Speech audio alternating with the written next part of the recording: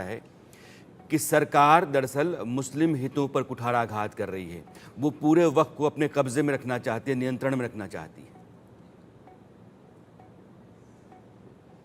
देखिए, सरकार की अगर मंशा होती है ऐसी, तो आप पृष्ठ 7 पढ़ लीजिए जो बिल प्रपोज किया गया है सरकार द्वारा। उसमें स्पष्ट रूप से लिखा है कि भारत सरकार का या प्रदेश सरकार का कोई भी मंत्री बोर्ड का मेंबर नहीं बन सकता। तो अगर सरकार की मंशा होती बोर्ड का कब्जा करने की, तो क्या वो अपने ही बिल में ये प्रावधान लिखते? मुझे लगता है विपक्ष ने जो भ्रांतियां फैलाई हैं उनको एक एक विषय का जवाब देना ज़रूरी है जी।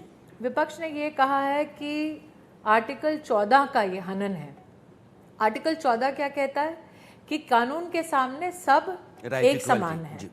तो आज अगर किसी हिंदू को, सिख को, ईसाई को अपनी घर, ज़मीन, जायदाद की पुष्टि करनी है तो वो सिर्फ और सिर्फ रेवेन्यू ऑफिसर कर सकता है।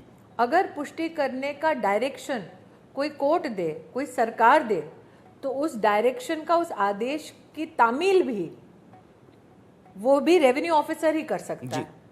तो चूंकि हम चाहते हैं कि इक्वालिटी और ये अधिकार मुसलमान को भी मिले, तो क्यों वो मुसलमान के पास ये अधिकार ना हो कि उसकी जायदाद की पुष्टि भी वही रेवेन्यू ऑफिसर करे? जी। भारत का संविधान आज हर हिंदुस्तानी को ये अधिकार देता है कि वो भारत के न्यायालय में जाकर न्याय मांगे। जो प्रस्ताव आज सरकार लेकर आई है उसमें भी यही बात की गई है। पहले कांग्रेस की सरकार जो विधेयक लेकर आई थी उसके अंतर्गत बोर्ड के, ट्राइब्यूनल के निर्णय के खिलाफ आप भारत की न्यायालय में नहीं जा सकते थे। तो अगर हम भारत के मुसलमान को भारत की न्यायालय में जाने के लिए प्रावधान देते हैं, तो भारत के मुसलमान के खिलाफ ये कदम कैसे हो गया? आज भारत सरकार ने प्रस्ताव क्या किया कि बोर्ड में महिला होनी चाहिए। क्या महिला को बोर्ड पे होने का अधिकार नहीं है? अगर मुसलमान समुदाय की महिला को यह अधिकार दिया जाता है तो वो भारत के संविधान के खिलाफ कैसे है? मुस्लिम समाज के खिलाफ कैसे है? फिर आज का प्रस्ताव क्या कहता है कि वक्फ की जो कमाई है उसको आप विधवा महिला की, जो मुसलमान समाज की है, उसकी आप संरक्षण के लिए इस्तेमाल कर सकते हैं जी। ये भारत के संविधान या मुस्लिम समाज के खिलाफ कैसे है?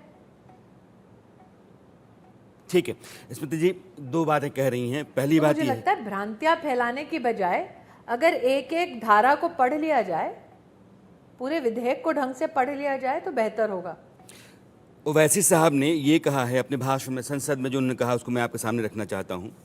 वो कह रहे हैं कि दरअसल यह जब कानून बन जाता है तो वक्फ नाम की कोई चीज़ रहेगी नहीं और सरकार जो है उन मस्जिदों को छीनना चाहती है जिस पर आरएसएस की नज़र है और दरगाहें जो दक्षिणपंथी जिन पर दावा करते हैं।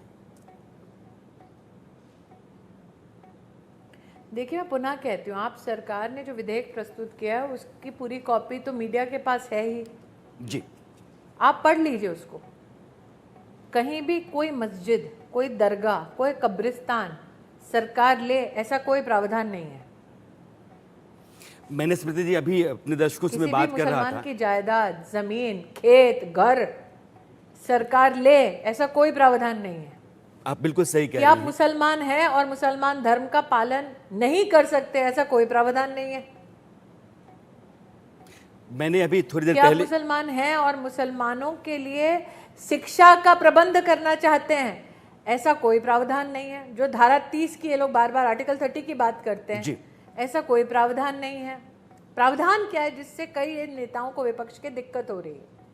पहले जो कांग्रेस के राज में विधेयक था उसके अंतर्गत जो मुतवली था, मतलब कि जो मैनेजर, सरल भाषा में अगर कहें, वो जिसकी जायदाद थी मुसलमान की, हाँ, वो मुतवली किसी को भी बेच रहा था, वो किसी को भी लीज पे दे रहा था, किराए पे चढ़ा रहा था, पैसा वो मैनेजर लेके जा रहा था। जिसकी जायदाद थी उसके हाथ से जायदाद भी जा रही थी, पैसा भी जा रहा था। कई पत्रकारों ने इस बात का कहीं ना कहीं खुलासा किया कि जब मुतवली इस प्रकार की धांधली कर रहा था तो बार बार मुतवली खुद पत्रकारों से कह रहा था, जी बोर्ड का एक मेंबर मेरे साथ है, कागज़ मेरे दुरुस्त हो जाएंगे, आप चिंता ना करें। तो अब दलालों पर नकेल कसी है सरकार ने, और मुस्लिम जो गरीब है, जो महिला है, जो बच्चे जो दर बदर की ठोकरें खा रहे हैं, उनके अधिकारों का संरक्षण किया है। जी, सरकार दरअसल ये कह रही है कि एक ऐसी व्यवस्था हम लाने जा रहे हैं जो अकाउंटेबल हो, ट्रांसपेरेंट हो, और मुस्लिम समाज का वो तबका जो दबा हुआ है, कुचला हुआ है, उसके हक वहाँ तय किए जाएं, ना कि मुट्ठी भर लोगों के पास ये 9 लाख एकड़ की ज़मीन जायदाद हो और वो मनमाने तरीके से चलाएं। देखिए एक और चीज़, जी, पहले तो 9 लाख है कि नहीं, आप कैसे बताएंगे? हाँ, ये बात सही है, क्योंकि रिकॉर्ड नहीं है, आप यही कहें कि रिकॉर्ड है नहीं, क्योंकि किसी के पास कागज ही नहीं है। जी, तो एक एक रिकॉर्ड लाने के लिए वो रिकॉर्ड देगा कौन? जिसकी है वो बोलेगा, जो सरकार में नहीं बल्कि जो रेवेन्यू ऑफिस में वो बताएगा। बोर्ड का गठन कौन करेगा? प्रदेश की सरकार करेगी। तो क्या विपक्ष को प्रदेश की सरकारों पर भी भरोसा नहीं है? क्योंकि प्रदेश की सरकारों में तो उनकी भी कई सरकारें हैं। मैं तो स्मृति जी आपसे एक सवाल ये पूछना चाहता हूं कि जो सच्चर कमेटी बनी, वो मनमोहन सिंह सरकार ने बनाई थी, सच्चर कमेटी की रिपोर्ट में पढ़ रहा था, वो कमेटी कहती है कि जो इस तरह के बोर्ड्स हैं उनमें रिप्रेजेंटेशन सही नहीं है, वक्फ बोर्ड जो होते हैं रिप्रेजेंटेशन सही नहीं है, और 2 महिलाओं का रिप्रेजेंटेशन तो होना ही चाहिए। आपका विधेयक भी इसी तरह का प्रतिनिधित्व देता है, लेकिन अखिलेश यादव कहते हैं कि ऐसा कौन सा बोर्ड आप बनाने जा रहे हैं जिसमें आप गैर मुस्लिम लोगों को भी एंट्री दे रहे हैं? गैर मुस्लिम कौन है साहब? जो प्रस्तावित हैं जज है, हाई कोर्ट के या सुप्रीम कोर्ट के। तो अब क्या अखिलेश जी जज की नियत पे तब संदेह करेंगे अगर वो मुसलमान ना हो? नॉन मुस्लिम कौन है जो प्रस्तावित है? Member of parliament. आज विपक्ष में जितने भी सांसद बोले, क्या वो सब मुसलमान थे? नहीं। बार काउंसिल का मेंबर होगा, क्या अखिलेश जी को बार काउंसिल के मेंबर्स पर भरोसा नहीं है? और कौन होगा बोर्ड में? शिया होंगे, सुन्नी होंगे, अहमदिया होंगे, आगा खानी होंगे, बोरा होंगे। और गैर मुस्लिम कौन हो सकता है? सिख भी हो सकता है, ईसाई भी हो सकता है, पारसी भी हो सकता है, बौद्ध भी हो सकता है, जैन भी हो सकता है। तो क्या विपक्ष को इनमें से किसी पे भरोसा नहीं है? एक सवाल और है, चूंकि अखिलेश जी की बात का आप जवाब दे रही थी, उन्होंने जिला कलेक्टर के पास जो अधिकार इस विधेयक के जरिए जा रहा है, तो जो सर्वे कमिश्नर पहले होता था ट्राइब्यूनल के भीतर, उसके पास सर्वेयर हुआ करते थे, वो कहता था कि संपत्ति है भैया, ये आप लिटिगेशन है, आप आइए, हमने कह दिया ये वक्त संपत्ति है, और वही तय करता था। अब जिला कलेक्टर करेगा। वो कहते हैं कि जिला कलेक्टर के हाथ में अगर आपने अधिकार दे दिए तो कुछ वैसा होगा जैसे सर्वे पहले कमिश्नर साहब, सर्वे कमिश्नर सर्वे कर सकता है, अधिकार नहीं दे सकता। यही क्लैरिटी मैं आपके जरिए चाहता हूं दर्शकों के लिए। अधिकार की ये जमीन आपकी है, इसलिए कह रहे हूं कि कलेक्टर ही बता सकता है, रेवेन्यू ऑफिसर ही बता सकता है कि जमीन आपकी है या नहीं, रेवेन्यू रिकॉर्ड्स देखने के बाद। सर्वे कमिश्नर रिकॉर्ड देख भी ले तो भी कुछ नहीं कर सकता, वो सिर्फ और सिर्फ सर्वे कर सकता है। और 2013 का जो कांग्रेस का विधेयक था, उसमें ये कहा था तब की सरकार ने कि 1 साल में सबका सर्वे हो जाएगा। सबका सर्वे नहीं हुआ।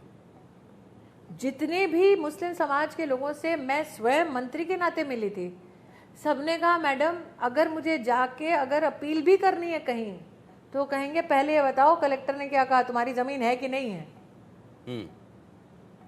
तो नाक ऐसे पकड़ने की बजाय वो नाक पकड़ना ही नहीं चाहते, या घुमाकर भी नहीं पकड़ना चाहते। अब अखिलेश जी स्वयं एक सम्मानित मुख्यमंत्री रह चुके हैं जी। क्या मुख्यमंत्री के उनके कार्यकाल का अनुभव ये कहता है कि रेवेन्यू ऑफिसर नहीं कर सकता सर्टिफाई और सर्वे कमिश्नर कर सकता है? ऐसा तो हो नहीं सकता। तो जिसका जो काम है वो न्याय संगत वो काम करे, यही तो भारत सरकार कह रही है। आप बताइए साहब, पहले की सरकार ने कांग्रेस के विधेयक में क्या था कि मान लीजिए, माफी चाहती हूँ आपका उदाहरण दे रही हूँ क्योंकि अभी पर्सनली उदाहरण दे सकते हैं और मेरे पास कोई उपाय नहीं है। जी। मैं अगर आपके घर में घुस के ये कह दूं कि आपका घर वक्फ है, तो वक्फ बन जाता था और बोर्ड उसको प्रमाणित कर देती थी कि ठीक है, बोल दिया कि वक्फ है। क्यों?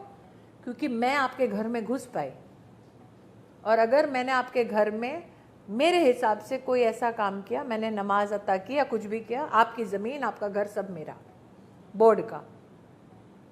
क्या ये न्याय संगत है? जिसे कहते हैं वक्फ बाय यूज़र।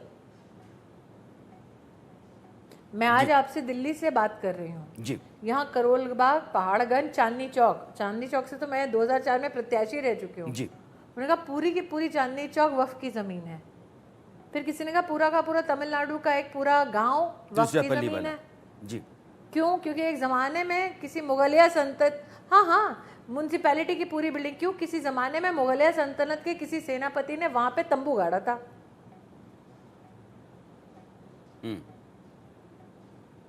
ये स्मृति जी दरअसल जो उदाहरण दे रही हैं आपके तो लिए, ऐसे जो प्रावधान है इनको हटाने के लिए ही जी। आप बोलें। और जो डॉक्यूमेंटेड रेवेन्यू रिकॉर्ड्स हैं, वो प्रदेश की सरकार, प्रदेश की जो रेवेन्यू ऑफिस है वो उसकी पुष्टि करे।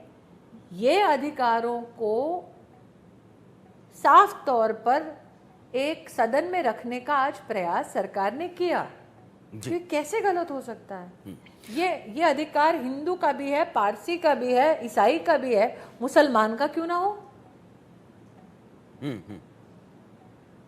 एक और सवाल है स्मृति जी, 2012, चूंकि उस समय मनमोहन सिंह सरकार थी, अल्पसंख्यक आयोग कहता है कि वक्फ बोर्ड जो है देश में वक्फ की संपत्तियों का लैंड यूज चेंज कर रहा है, वो कमर्शियल लैंड में कन्वर्ट कर रहा है। ये गलत तरीके से चल रहा है। जी। आप मानती हैं कि वक्फ की पूरी संपत्ति कुछ कई लोगों की वक्फ मिल्कियत बोर्ड्स है? ने कई प्रदेशों में कई लोगों ने आकर, सरकारों ने आकर ये कहा। आपको मैं एक छोटा सा उदाहरण देती हूँ, आप तो संपत्ति की बात कर रहे हैं जी। आंध्र प्रदेश के वक्फ बोर्ड ने एक फतवे को परिवर्तित कर दिया रेजोल्यूशन में बोर्ड के, और फतवा क्या था कि अहमदिया मुसलमान नहीं है। क्या ये बोर्ड का अधिकार है ये बताना कौन मुसलमान है कौन नहीं है? नहीं, बिल्कुल सही कह ये रही हैं। बोर्ड का काम है कि एक फतवा जारी हो रहा है जी, आप उसको एक एडमिनिस्ट्रेटिव जामा पहना दीजिए। नहीं। और इस वक्त जब आप और हम बात कर रहे हैं, आप वेबसाइट पर जाइए तेलंगाना वक्फ बोर्ड के। तेलंगाना वक्फ बोर्ड सिर्फ संपत्ति नहीं कर रहा साहब, तलाक भी करा रहा है, खुला भी दे रहा है। यह उनका अधिकार है क्या? औरतों ने कंप्लेंट की है मीडिया में कि जी ट्रिपल तलाक जब से बंद किया है तब से कुछ लोग बोर्ड के पास जाकर मेरी पूरी शादी खत्म कर रहे हैं, खुला ले रहे हैं, और हमारे पास कोई प्रावधान नहीं है सुरक्षा का। मुझे बताइए विपक्ष के किस सांसद ने उठ के इन औरतों की मदद की है? विपक्ष के किस सांसद ने उठ के अहमदिया का समर्थन किया है? शिया समाज के लोग, दरगाह के लोग बाहर आके बोल रहे हैं जी हमारी संपत्तियां लेके जा रहे हैं। बोहरा समाज सुप्रीम कोर्ट तक गया। क्यों? क्योंकि महाराष्ट्र में वक्फ बोर्ड ने कह दिया बोहरा समाज की जो ट्रस्ट है, सैयदना जिसके ऊपर चेयर करते हैं, वो वक्फ है। वो पूरा का पूरा समाज, मुस्लिम समाज का एक तबका सुप्रीम कोर्ट तक लड़ाई लड़ रहा है, और उनके पास एक्ट के अंतर्गत ऐसा कोई प्रावधान नहीं है कि उनका संरक्षण हो। वक्फ तब बनता है इस्लाम धर्म के अनुसार जब वाकिफ की इच्छा हो। आप जबरन जमीन कब्जा नहीं कर सकते। जी बिल्कुल सही करी। स्मृति जी 2-3 सवाल उठा रही हैं। मुझे लगता है कि इस देश के जितने भी राजनेता हैं, मैं दर्शकों को तो कहता ही हूँ, उनको सुनना चाहिए। वक्फ का मतलब यह है कि अल्लाह के नाम पर की गई संपत्ति, वो दान की संपत्ति, स्मृति यही करी, वो जबरन आप नहीं हथिया सकते हैं। एक चीज और जी, एक चीज और साहब, 2013 का अगर आप विधेयक देखें कांग्रेस पार्टी का, तो वक्फ बनाने के लिए सिर्फ मुसलमान होना जरूरी नहीं है, हिंदू भी वक्फ बना रहे हैं। क्यों जी? वक्फ है ही इस्लामिक धर्म का एक हिस्सा, तो हिंदू कैसे वक्फ बना सकता है, ईसाई कैसे वक्फ बना सकता है, सिख कैसे बना सकता है? तो ऐसी कई त्रुटियां थी जिनका समाधान आज मैंने सदन में देखा। एक आखिरी सवाल स्मृति जी, चूंकि न्यूज़ एक्स पे भी आपको जाना है, सरकार कहती है कि हम यह जो पूरा जो मकर जाल है, ये अंधेर गर्दी है, इसमें 3 चीज़ें करना चाहते हैं। हम रेगुलेट करना चाहते हैं, ट्रांसपेरेंट सिस्टम खड़ा करना चाहते हैं, अकाउंटेबल सिस्टम खड़ा करना चाहते हैं और ऑन रिकॉर्ड चीज़ों को रखना चाहते हैं। यानी कि हम दखल नहीं देना चाहते हैं, लेकिन हम चाहते हैं कि व्यवस्था जो है ना, व्यवस्था की तरह चले। मैं आपके ज़रिए सरकार की मंशा और विधेयक का जो इंटेंट है वो अपने दर्शकों तक पहुंचाना चाहता हूं। देखिए, पूरी स्टेक होल्डर कंसल्टेशन और विधेयक को बनाने का सौभाग्य क्योंकि मुझे प्राप्त हो रखा है, इसलिए मैं कहना चाहती हूँ, पिछले 1.5-2 साल से मैं स्वयं सेंट्रल वक्फ काउंसिल की चेयरपर्सन रही हूँ। महिला हूँ और मुसलमान नहीं हूँ, प्रैक्टिसिंग हिंदू हूँ। तो वो लोग जो कहते हैं बोर्ड पे महिला का क्या काम, ये उसका जवाब है। दूसरा, गैर मुसलमान कैसे हो सकता है? जी, मैं खुद 1.5-2 साल से चेयरपर्सन रह चुकी हूँ। मैंने तो किसी की मस्जिद नहीं हड़पी, मैंने तो जाकर कहीं से अजान नहीं दी। तो अगर आप अकाउंटेबिलिटी फिक्स करना चाहते हैं तो उसका पहला पड़ाव क्या है कि जायदाद आपकी है या नहीं, आप मुसलमान हैं या नहीं। और अगर आपकी जायदाद है तो आपने अगर वक्फ बनाई है तो वो वक्फ का कागज़ है कि नहीं, उसको आपने बोर्ड में रजिस्टर किया कि नहीं किया। और अगर आपने कोशिश की है रजिस्टर करने की, तो क्या बोर्ड में किसी ने आपकी उस फरियाद को सुना? और फरियाद को सुनने के बाद क्या आपको कोई कागज़ दिया कि हाँ आपने रजिस्टर कर लिया है? तो जो आज विधेयक प्रस्तुत हुआ है उसमें ये लिखा गया है कि एक, आपको मुसलमान होना पड़ेगा वक्फ बनाने के लिए। दूसरा, आप वक्फ बनाएंगे तो बोर्ड को आपका वक्फ रजिस्टर करना पड़ेगा, आपको सर्टिफिकेट देना पड़ेगा। ट्राइब्यूनल से अगर आप नाखुश हैं तो आप कोर्ट जा सकते हैं, मुतवली को हटा सकते हैं। और अगर किसी मैनेजर ने कभी किसी मुसलमान की ज़मीन हड़पी है तो वो मुतवली नहीं बन सकता। जी, स्मृति जी ने 3 बातें कही और आप हैं। मुसलमान की ज़मीन नहीं हड़प सकते, नहीं हड़प सकते, ये आपका जो बुनियादी अधिकार है तो उसको विपक्ष को तो खुश होना चाहिए। बिल्कुल सही कह रही हैं, सुनिश्चित करने का प्रयास है यह कानून। सर्वे कमिश्नर नहीं, कलेक्टर तय करता है कि यह विवादित ज़मीन जो है वो किसकी है, और यही इसमें प्रावधान किया गया है। तो कुल मिलाकर के आप यह जो पूरा मकर जाल है, ये जो व्यवस्था है, बहुत लंबे समय से चलती रही है। राजनीति के चलते, वोट के चलते इसमें बहुत सारे संशोधन किए गए और उसको एक तरीके से निरंकुश छोड़ दिया गया मनमाने तरीके से अपने फैसले लेने के लिए। उसको लोगों के हक में फिर से नए सिरे से खड़ा करने की कोशिश का नाम है ये नया विधेयक। स्मृति जी, आपने बहुत खुल करके बात रखी, मुझे लगता है दर्शकों तक आपकी बात पहुंची होगी और बहुत सारी चीज़ें, बहुत सारे सवाल जो मतलब गफलत का शिकार रहे हैं, उन पर आपने तस्वीर बहुत साफ की है। बहुत बहुत शुक्रिया आपका जो